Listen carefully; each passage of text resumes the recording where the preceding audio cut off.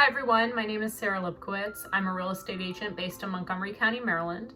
I specialize in both residential and equestrian properties in Maryland and Virginia.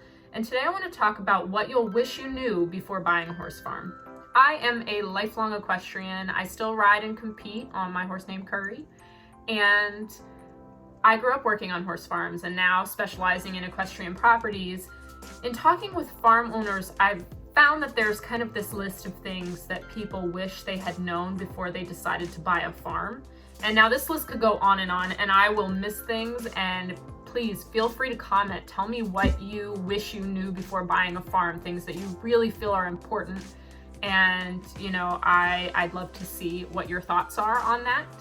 But again, this list could go on, but here are some of the top things that I feel people really wish they knew before they bought a farm. The first thing is that drainage is critical. Now, flooded arenas, pastures, barns are super common, but it's not just that. It's also making sure that you know if there's any upcoming plans for construction, not just, on your neighbor's property, but also from the county. If they're building a housing development next door, or your neighbor's planning on, I've seen this before, paving their entire backyard.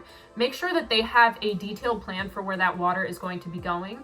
And the same for you. If you plan on building a new arena or, a new barn, make sure that you know where that water is going, because water flooding onto someone else's property is a major issue that people don't necessarily think about. As a lifelong equestrian and a lifelong boarder, I feel comfortable saying this: boarders are the worst. They're going to wear on your nerves and your property. They're going to break stuff. And no matter how much you love them, they are trouble. They are a pain. And a lot of people run boarding facilities and don't regret it at all, but keep that in mind. If you don't have the patience or the time for that, you may not want to buy a farm with the intent of covering some of your costs by boarding. It's important to know what equipment you're going to need. I know of somebody who was looking to buy a farm because their daughter was into horses. Well, they didn't realize that they were going to need tractors, mowers, bush hogs. They didn't know about all that. And when they started to look into the cost of that, they kind of balked, understandably so. But it's important to, check and see what conveys with the property, because a lot of sellers don't want to have to move their tractor or their ride-on mower and all that. So they might be willing to sell it to you or let it convey with the property. Finding ways to save on big ticket items like that, but also you're going to need a lot of equipment for the day-to-day, smaller items, things that are less expensive but can add up over time. And, tax sales and Facebook Marketplace are always a good place to start to find, discounted items for things you'll need every day, like buckets and things like that. You are going to want an arena. And don't tell me you won't, because yes, you will.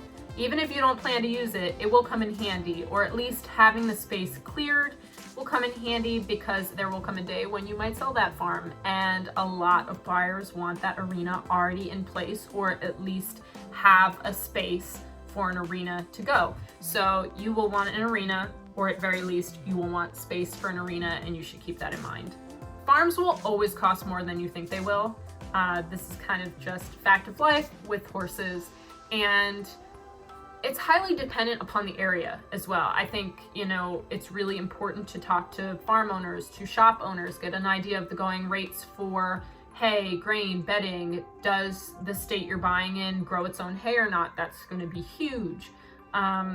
But also the condition of the property. If you've ever owned a home, you know that there's a lot of maintenance that goes into maintaining a home, and that there are things that can be really insidious without being obvious. And now you're talking about not just a house, but barns, fence lines, pastures. And it's really important, I think, for farm buyers to have inspections contingencies in their contracts, because a lot of farm sellers don't stay on top of that maintenance. And you might feel that you're saving money because, some of the, basic maintenance hasn't been done. And so the property's listed at a lower price. And then you get in there and you realize you're going to end up spending hundreds of thousands of dollars to get the property where it needs to be for you and your animals to live there. It's really important to note that working in a barn is a burnout job. for most people. I mean, I have met folks, and I have my horse at a retirement facility where the gentleman who's been working there has been there 25 years, and that's not the norm.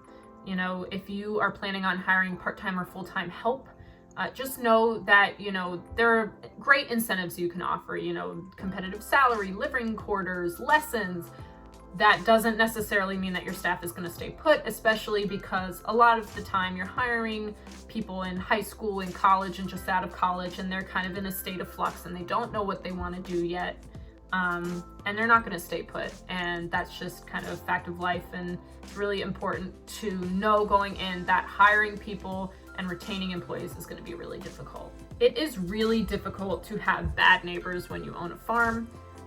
It really poses a health and safety issue. And, bad neighbors could just mean housing development next door, but it also could mean people who have horses who you thought might be excellent neighbors because they also have horses or, some sort of other farm animal. That's not necessarily the case. I think it's really important. Just keep an eye out for, obviously, poorly maintained properties. But I think it's also it's fair to go and knock on a few doors and politely approach people living in the area and get their thoughts and feelings. I mean, just be polite about it. And obviously if they have a no trespassing, beware of dog sign on their property, that probably tells you what you need to know anyway. It can be really tough to make the time to trailer out for lessons regularly. And it's really important to note that a lot of trainers don't travel. So when you're looking at properties, if you're thinking you're going to want to have a trainer come in to help you, being close to major thoroughfares is going to benefit you. It is really important to pay attention to zoning when you are buying a horse farm. I've talked about this in the past in other videos, and I've written about it at length, but it's important to make sure that obviously you're using the property as it was intended to be used or as permitted by the county. But it's also really important to note that zoning can change, and while a lot of times farms will be grandfathered in, that doesn't necessarily mean there won't be any issues like noise, traffic, and runoff like we talked about before. So it's really important to stay up to date on any upcoming changes to the zoning when you're looking at properties. Another big issue is permitting. Now, because a lot of people want to buy land to build on, and it's really important to make sure that you're going to be able to build what you want to build. Now, the biggest issue when it comes to permitting is whether or not the property will perk. Basically, this is a test to determine how much water the soil can handle and how big of a house you could have, or if you're gonna, have the barn attached to, the system. It basically determines whether or not the land can hold a dwelling. So you'll often see land advertised as, perked for a 5-bedroom house. If the land doesn't perk, you can't build on it. So it's really important to, get an opinion from the county if you're unsure. And even, if it's advertised as, buildable land, I would still probably get that opinion and make sure that you're going through all the appropriate channels to get those permits. A lot of counties will require you to have a waste management plan for your farm. And now, depending on the layout and the size of your property and the proximity of your nearest neighbors, you may end up needing to pay for manure removal services. And, this can add up just like anything else with owning a farm. And it's really important to kind of get an idea of what services are available, what the county requires.